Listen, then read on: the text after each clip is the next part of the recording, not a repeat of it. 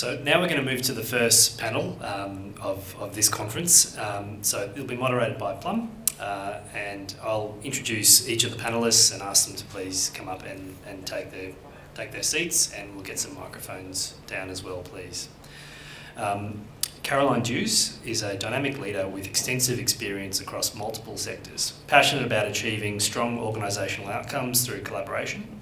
She's the CEO of Immune Deficiencies Foundation Australia, which supports people living with immune deficiencies. She has guided the organisation's growth in a supportive, member-focused community through strategic leadership and effective communication. Next we'll have Jen Handley. Jen combines her background in biomedical science and physiotherapy with her lived experience of cystic fibrosis to drive impactful advocacy. Her leadership campaigns such as Yes to Trifecta and policy reform work continue to advance faster access to life-changing treatments for the cystic fibrosis community. Jen, please come down.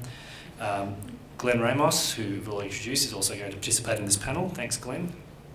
And finally, Anne Wilson. Anne is an accomplished not-for-profit CEO with deep experience in respiratory and renal health and a strong record in advocacy, education, research and service delivery. As CEO of Emerge Australia, she works to improve outcomes for people affected by ME, CFS, long COVID and energy-limiting conditions, while contributing leadership across national and international health networks.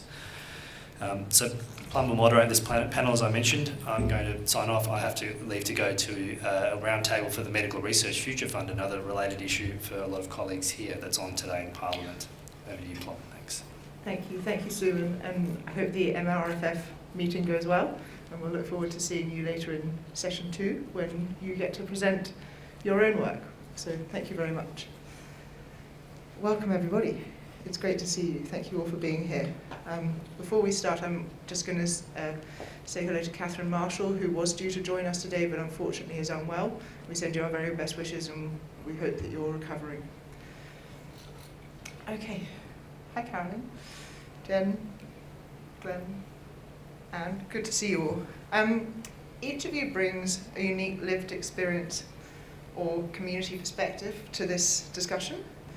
Could you share a moment or a story that made you realise that something as invisible as the air we share can really affect the participation and well-being of your community or indeed yourselves?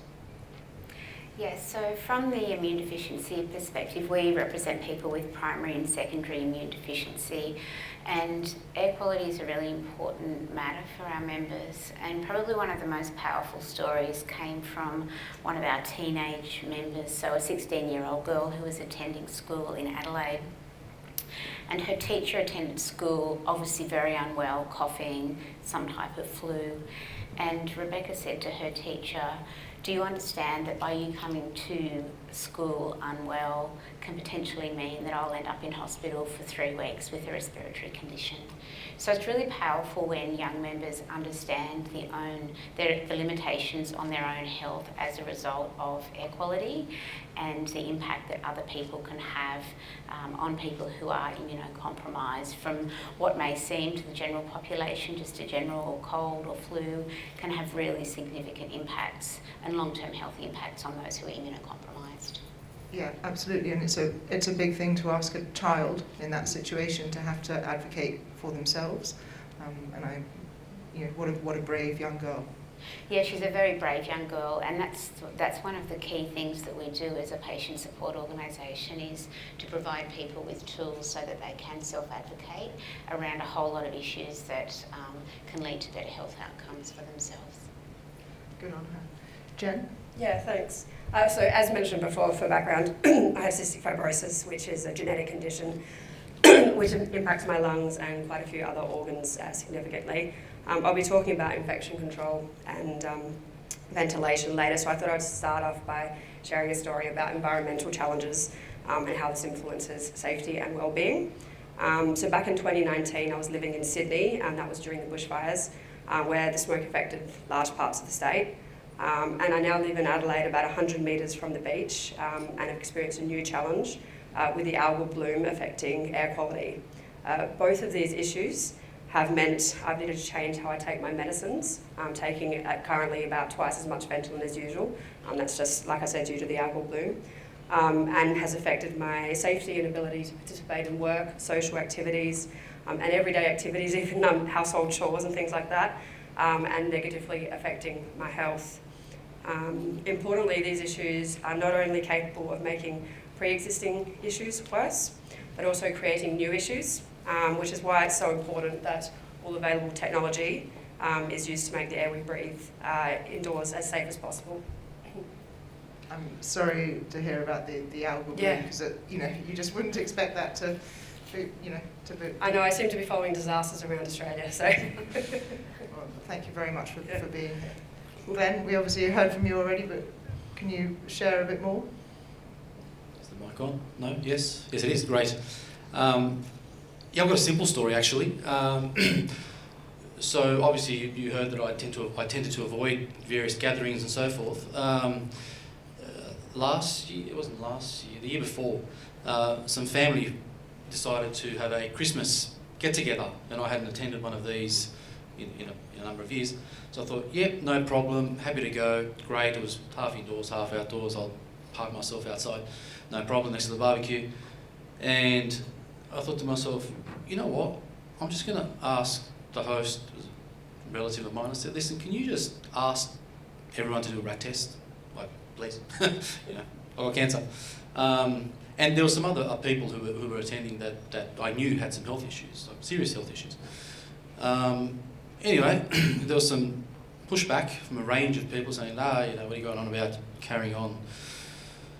Anyway, long story short, 4 people tested positive for COVID that morning, who just were going to rock up, no problem, one was actually quite unwell, and the others didn't even know that they had COVID, had some sniffles and some other bits and pieces, didn't think much of it.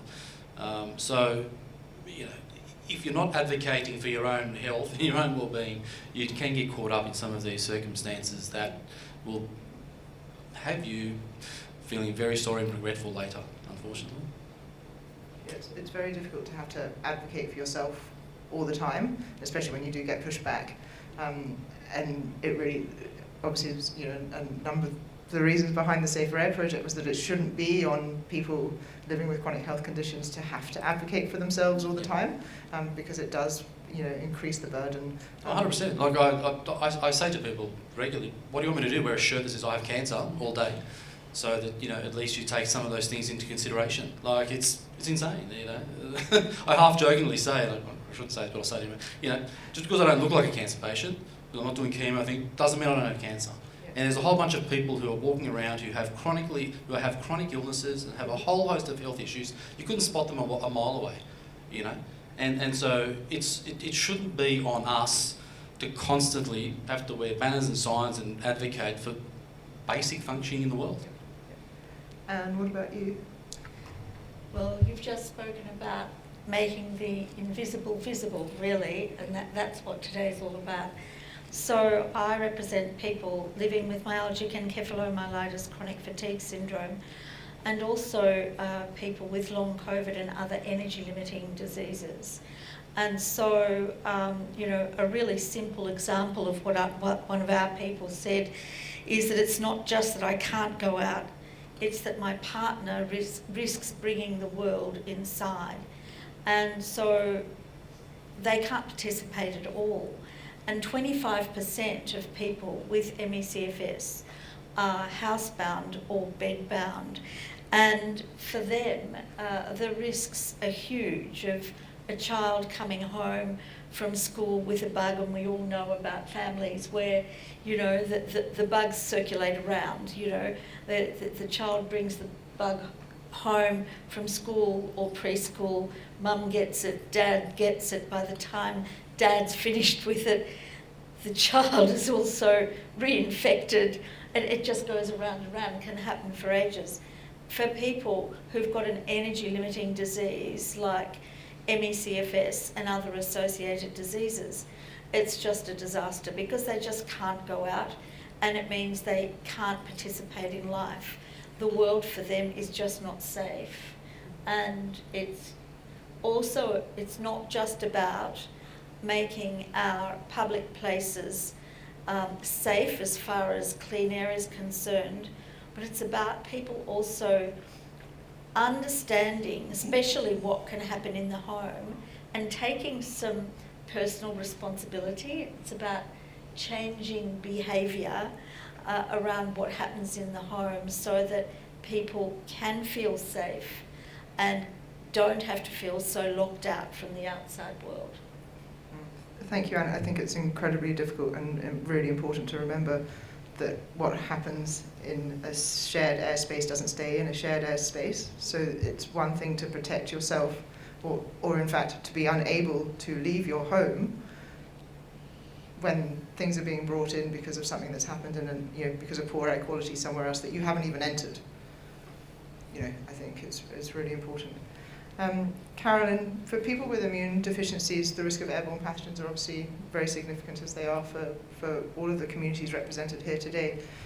What are the biggest barriers that your members face in terms of trying to advocate for themselves? Obviously, we've heard about the child at school, but can you share some other examples of the barriers that they face in asking for simple protections?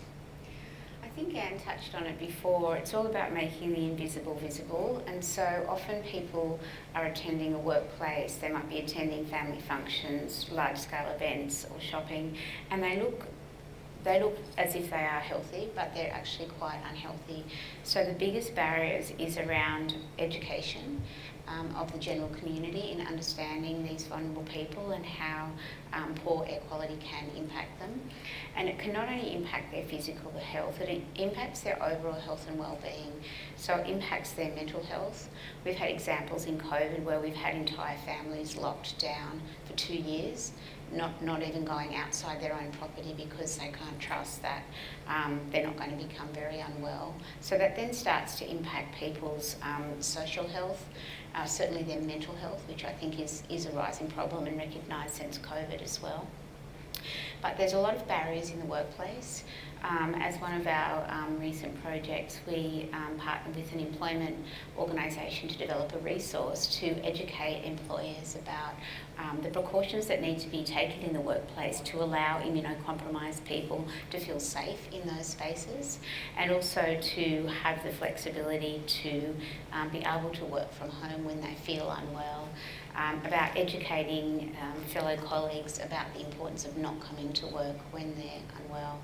Most of our members still won't go to large-scale events, shopping centres, music festivals and those sorts of things because it's just too risky for their own health.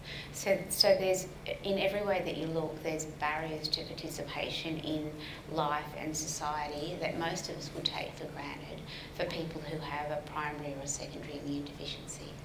Yeah, absolutely. And one of the things that we sort of spoke about in our report last year about why indoor air quality is a critical accessibility and inclusion issue, we obviously have the Disability Discrimination Act, which says that all public spaces should be universally accessible. And clearly, in the context of invisible disabilities and the invisible problem of the air that we share indoors, clearly that's not yet the case, and that's one of the things we're hoping to change. Jen, you're obviously both a person living with cystic fibrosis and working for an organisation looking after people with cystic fibrosis. For people living with cystic fibrosis, infection control and ventilation have always been life or death issues. How has the CF community navigated sharing spaces safely, and what lessons could the broader public or policymakers learn from that perspective? Yeah, thanks. So I'll start by mentioning that this comes from both my own experience and also from the perspective of the broader CF community. So in terms of the CF community, it's quite a broad demographic, from those who've had a transplant where their immune system is immunocompromised, to those who are quite unwell, and to those who are doing relatively well from the lung perspective. But for everyone in the community, the consequence of being exposed to pathogens can have serious consequences, which is why our medical care has led the way in terms of infection control and ventilation. So from about 1990 through to 2010, it's still evolving now, but it was a large period of change across those 2 decades, where care evolved significantly in terms of infection control, as the CF clinics realised that pathogens which affect the lungs could spread from person to person, as in CF people to other CF people, through the air. At first, people were split into similar groups based on their respiratory cultures in settings such as shared hospital rooms, clinics and bedrooms at camps. Over time, further research showed that the risk was still quite high in terms of cross-infection, with some bacteria being very hard to treat with antibiotics. This meant that camps and social events transitioned to being online or outdoors. People attend clinics by going into a room with the various health professionals coming to that person, and people being admitted to single hospital rooms with people who have exceptionally hard to treat bacteria being in other areas of the hospital. As new hospitals have been built, when it comes to design of the clinic and the ward, maximising aspects such as negative pressure rooms and individual bathrooms in clinics. The use of telehealth has also increased significantly, in particular following the start of COVID in 2020. All of these changes that have occurred over the last few decades have been promoted with appropriate education and information and have now been normalised within the CF community. It's a very different question though when it comes to navigating beyond this, as this becomes much more complex with public spaces. Navigating schools, workplaces, shopping centres, aeroplanes, even conference venues can be a risk in terms of colds, flus or COVID. For many of us, we avoid others who are coughing, may wear a mask, and depending on our health at the time and the current risk, may choose to visit venues which are outdoors, less crowded, or have good ventilation. These are all actions we take every day to decrease the chance that we will end up in hospital with a chest infection. In terms of key lessons that we could take from these examples, I suggest incorporating research, data and modelling, and undertaking research as needed, looking to the overseas experience at countries which have led in this space, normalising and raising awareness about indoor air quality and the importance of protecting the community, particularly those who are vulnerable, and collaborating as much as possible across the community, researchers, medical professionals, and those involved with creating policy, which is where events like today come in. Thanks, Jen. And of course, it's incredible that the CF community have really sort of led the way. You've obviously known about airborne transmission for a really long time. It's amazing that it's taken so long to have that information come out of the CF community, and obviously we're still a long way from actually having shared, safer shared spaces. I've been surprised to hear that other conditions which are immunocompromised don't have this. I didn't realise that was actually not widespread. So I'm learning. And of course the other thing is, as a carer, whilst it's wonderful that when you arrive at a healthcare facility you get taken to an individual room. When you arrive at a healthcare facility as a carer, presumably that doesn't happen, and yet the risk is the same. So definitely something for us to improve on. And many of the people, as we've spoken about, many of the people that you represent are bedbound. How does that indirect exposure risk impact people?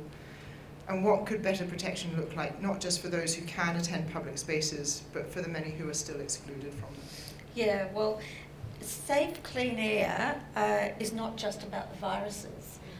For people who are housebound and bedbound, it's also about pollutants and scents. It's about multiple chemical sensitivities and mast cell activation syndrome and others with these invisible conditions. With airborne triggers, many in the community live with that, as well as ME/CFS, long COVID, etc. So the exposure to viruses, pollutants and scents can actually trigger relapse in people with these conditions, which leads to a decline in their health, which for people with ME/CFS and long COVID in particular may be permanent. And it's not unusual to have people with these conditions bedbound for 5 years, 10 years. It is quite unbelievable, and these people are completely invisible to the system. So that indirect exposure means that risk comes through others, and families live with the uncertainty all the time. Can my child go to school? Is it safe for my child to go to school? How do I get a carer to wear a mask? So these aren't small decisions, and they affect care they affect connection, and of course they affect survival. So what does better protection look like? And I think it's just been mentioned. I mean, universal masking in healthcare and aged care is absolutely critical, and yet people are not doing that. We know it's not happening. We still have outbreaks in aged care facilities all the time, and you know, whilst some may like to think that COVID is a thing of the past, well, it's not, and certainly not for those with long COVID. And that is primarily because people are being infected and reinfected, and on trains, everywhere that is occurring.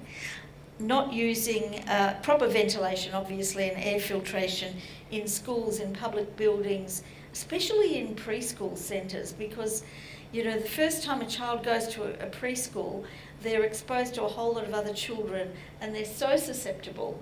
And that's an area I really think needs to be focused on for families in particular.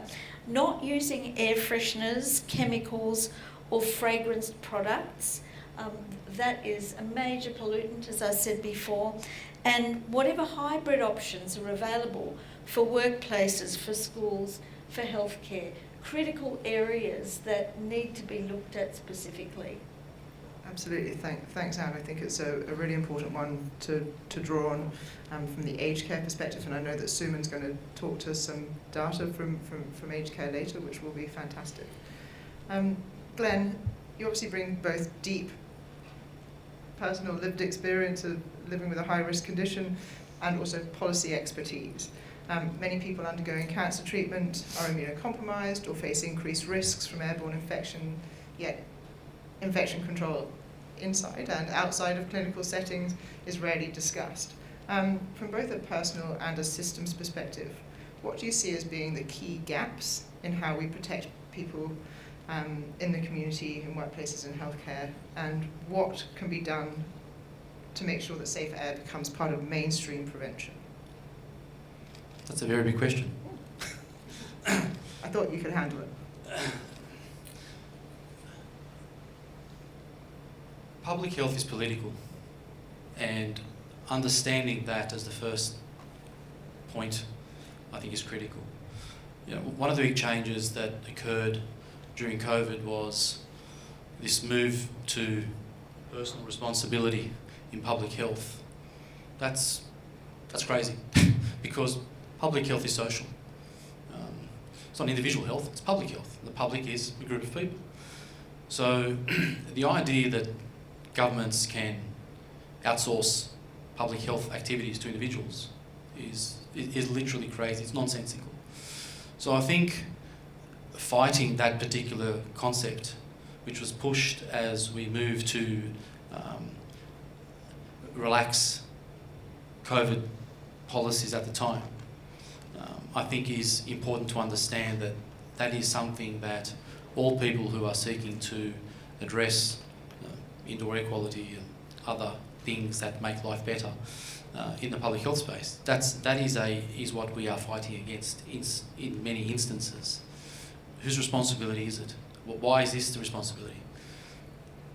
The flip side to that, which is very important from an advocacy perspective, is that it is unrealistic to think that we can make every place safe all the time, always, for all people, because the complete elimination of risk is ridiculously expensive. It's not practical in any meaningful sense. But where is that balance? And I think at the moment the balance is way out of kilter where it needs to be. I don't have an expectation that the world around me should bend to my particular specific needs. I do have an expectation that it shouldn't be working against it. So things like indoor air quality, which work behind the scenes, is critically important because that lifts for everybody. Everybody's affected. So that's critically important. If I need some particular accommodation that's beyond something like that, then that's maybe something that I need to address in some ways. And I think perhaps most of us here will sort of accept that, you know, hey, we might have some weird permutation of conditions that, wow, if the world had to accommodate me everywhere, that's really tough and expensive. So we must be pragmatic about this. There is an economic component to this. And politics, apart from being political, is about money. It's about the economics of it. So understanding that balance is critical, and how to get that right is important. And for people who are advocating, the groups that we variously represent, it's understanding what's possible in the now, although we may be working towards bigger goals. We'd always like them to be moving faster, but you've just got to keep pushing on different perspectives. In terms of specific systemic things, God, there's lots of problems everywhere. I go to my GP and people are coughing in my face, and I just walk straight out and I'm wearing a mask there. Actually, I stand outside most of the time. You have different permutations everywhere. I actually had to go to, what day is it today? So early in the week, I had to get something from St Vincent's Hospital in Sydney. I'm from Sydney. And I walked through the clinic, through the private hospital, into the public hospital. I was the only person wearing a mask in one of the major health facilities in Sydney. Literally, people were looking at me like I literally had the plague. It was the oddest experience that I've had, and I'm thinking, hang on a second, I'm actually in a major public hospital in Sydney, and why am I perceived to be some sort of leper in some sort of... So I'm constantly amazed that in health systems, we've still got a long way to go for people to understand that this is problematic. Absolutely, and I think one of the things that I said in my opening remarks were, our healthcare systems are still catching up, that airborne infections require airborne solutions, and the image that was up was the hand sanitizer and the clean pens. The clean pens, what are we doing with those? It's always struck me as a strange thing for us to focus on, so we can definitely be doing better. We can start gargling the sanitizer, perhaps. I'm going to not touch that one. Okay, a question for everybody, and then we might open it up to see how we're going for time.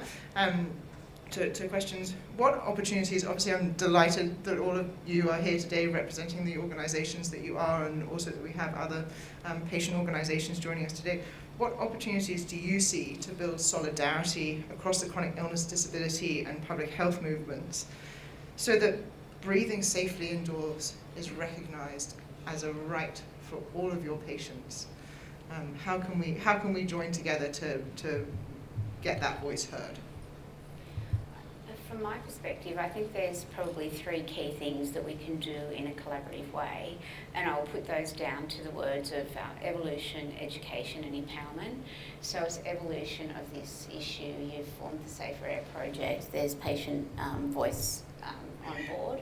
And so I think it's evolving this issue and elevating it to a perspective where we engage with politicians, where we come to a point where there is policy that is broadly enacted to provide governance around this issue. I think the education component is more broadly in all the settings that we work in and that we live in. So education in the general community, education in workplaces, education of individuals in vulnerable settings such as schools, preschools, aged care settings, so that people more generally start to understand that this is an issue that's just as important as many other issues that we face in our lives. And I think from a patient perspective point of view, it's about empowerment.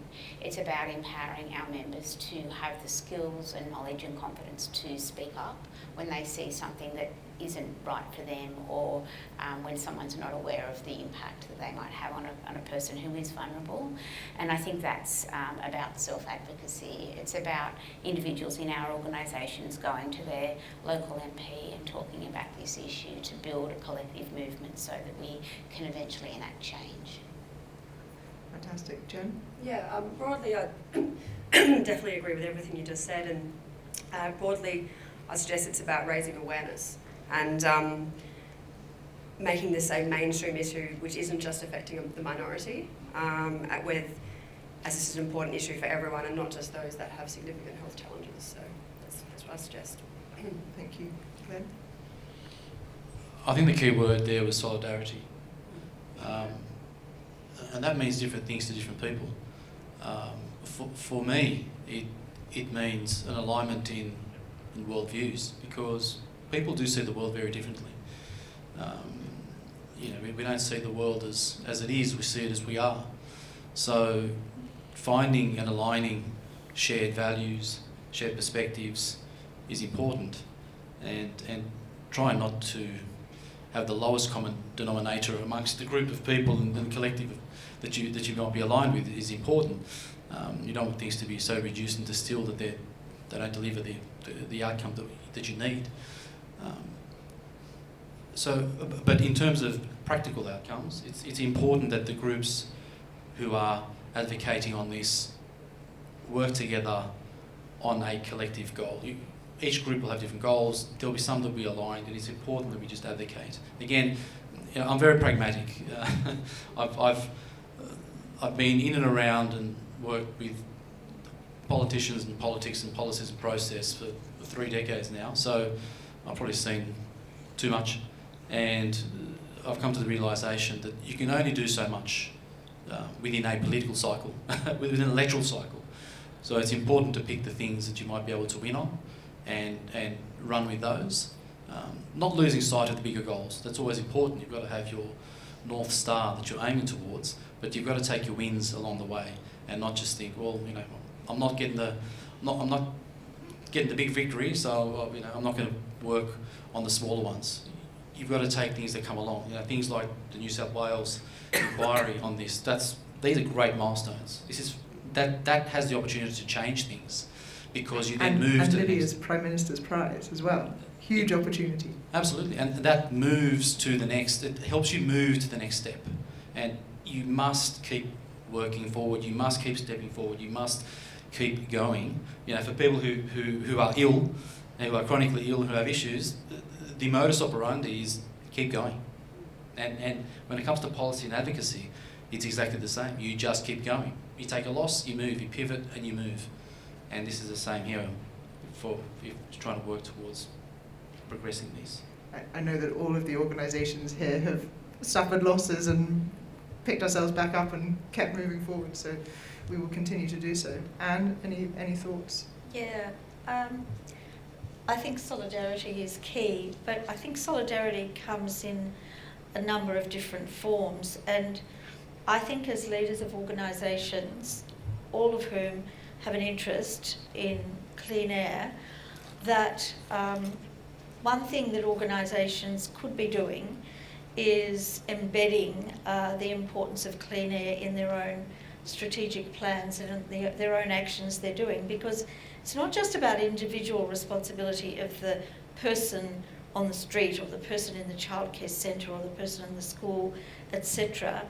From a not-for-profit organisation perspective, it's about us saying clean air is a right, clean air, we all deserve clean air. So in our organisations, how are we going to prioritise that?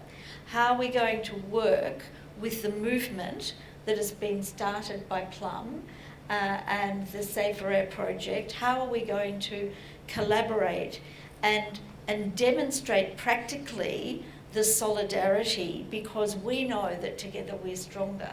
So I think that is a critical issue, and we also know that trying to create change often works from both ends at the same time, from the top down and from the bottom up. And so if we're trying to create systemic change, we also have to be working at that individual level. And I think that we, who are interested in this space, in our sectors, should be absolutely taking responsibility for policies in our own organisations and making that public, and then collaborating with the Safer Air project, which is a movement. It's not just an organisation. You have started a movement that is absolutely going to be a juggernaut that can't stop. And once you've got everybody behind you, and we're all saying the same things individually to our ministers and members of parliament, ultimately that will change. But it's not going to happen if it's all fragmented. So I think that to create that solidarity, we all need to work together, do our own bit in our own patch, but also absolutely get behind what's happening in the Safer Air project at a government level. And someone mentioned the 3 tiers of government, critical to happen. We've all got a shared responsibility in that. Yeah, absolutely, and thank you, Anne, for your incredibly kind words. There are lots of people in this room who have been advocating for indoor air quality performance standards for a very long time, and I'm really looking forward to Lydia speaking in our session after lunch, and we're going to hear all about the new Academy report and the State of Indoor Air Quality report. This afternoon we've got leaders from Neighbours and Green Building Council and facilities management, so we're really we've got a lot of different stakeholders who all have a different sort of role to play, and we're delighted that so many have joined us here today so that we can try and speak with one voice with our call to action, which is for a safe indoor air quality performance standard that can be applied to all public spaces.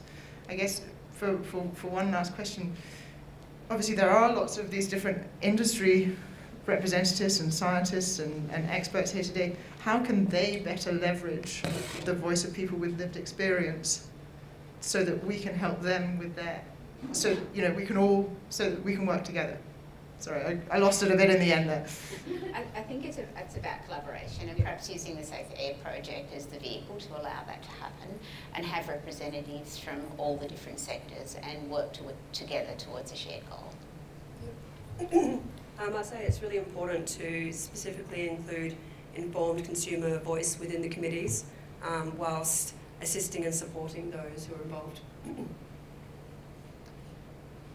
Money. It's about money. Healthy people are able to work. Healthy people are productive. Unhealthy people are not. I'm not diminishing other aspects. I'm not making less of the realities, but for corporates, a lot of it is driven simply by the economics of it. So again, it's about speaking the right language, speaking the language that people understand at the right times. And so understanding that there's money to be made from safe, clean air is in my view, the motivator that will give the outcome that potentially we want ourselves. It's not what drives us from our perspective necessarily. We want the outcome, but other people are driven by other motives, and it's you can make a moral judgment about whether it's sad or not sad, or good or bad, whether corporates want to make the life better for people who are chronically ill. That's beside the point. That's a separate conversation. If what drives corporate activity in some of these spaces is to make more money, then let's feed that for them and drive what we want. Again, I'm very pragmatic with some of these solutions. So I think it's important to understand that not everybody's motivated by the same altruistic motives that we may have. Fair enough. Anne, final comment? Okay. I think in our sector, most of us would agree that in the consumer movement, or health consumer movement, there's the saying, nothing about us without us. And whilst I totally understand that money is a driver of corporates, unless the public doesn't buy your product, then that money won't materialise. So my thinking is, to the corporate sector in particular, maybe embracing what's happening in the research world, and it's just starting in the research world, where the voices of people with lived experience are at the centre of what you are wanting to do, should be implemented, because that will ultimately lead to bigger profits and greater success in your development as a corporate. To the clinical research world, it is absolutely critical that the voices of people with lived experience are not an afterthought. Don't develop your abstract or your research priorities and then go, oh, we need one person to represent the voice of people with lived experience. Not so. Get a lived experience group of people, focus group of people, ask them questions, be interested in what they have to say, because you might find that that will be the key to the success of your research and the work that you're trying to do. So I would say solidarity there with the people with lived experience. Thanks, Anne. I always love the saying nothing about us without us, and it really is important in this issue. That's us for time on the panel, so thank you very much to everybody for being here and for sharing your time and sharing the experiences of your communities, and encourage all of you to make sure that you make a submission to Dr. Cohen's inquiry, so that we can really make sure that the lived experience is heard through that inquiry. It's a really important opportunity. So thank you very much to everybody for your patience as we juggled various divisions and timings and order for the session one. We now will break for lunch. We're hoping that we will have some members from the Parliamentary Friends of Clean Air joining us, although I can see that the bells are still going, so we will see them as and when we see them.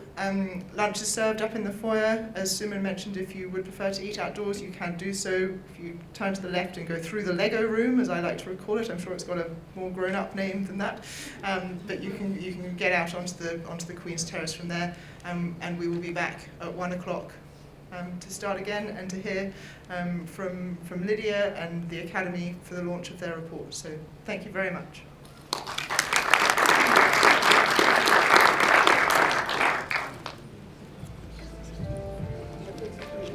Oh, no.